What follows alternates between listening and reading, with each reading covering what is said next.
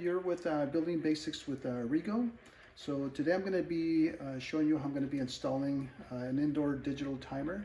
If I can direct you over to the switch here, this switch right now is controlling all of the lights and the receptacles that I installed in the stairway that we built in the last couple of weeks. So I'm going to be taking this switch and turning it into a digital timer. And let me show you how the diagram is going to be on this. So right now what we have is, this is a diagram of the wiring sequence that I'm going to be doing. Here we have our breaker or your service panel. So out of the service panel, you've got three wires that are coming out. You've got your neutral, your power, and then you have your ground. And here we have really in essence what is that switch will be replaced with this digital timer. Now this is a little bit different than a regular switch because this digital timer has a line and a load, kind of like the GFCI, if you're familiar with those. So what I've done is in the connection for the line, I've underlined IN, which really signifies the incoming power. And then I've underlined the word O in load for the outgoing power. So the line that's coming in supplies power to the unit, and the load will send it out to the light fixture.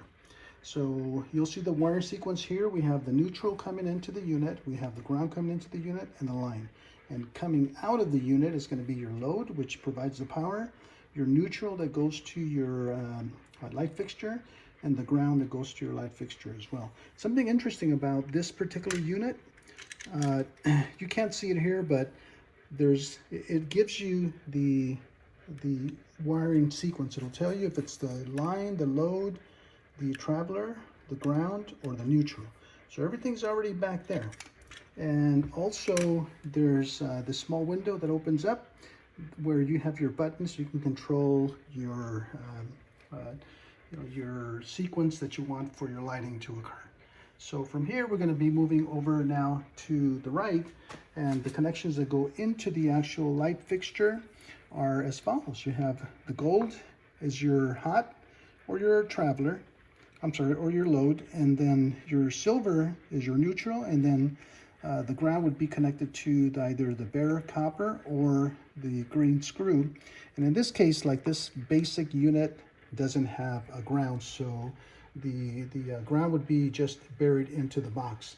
But notice here that this unit has the silver screw, which is your neutral, and the gold screw, which is your load or your power.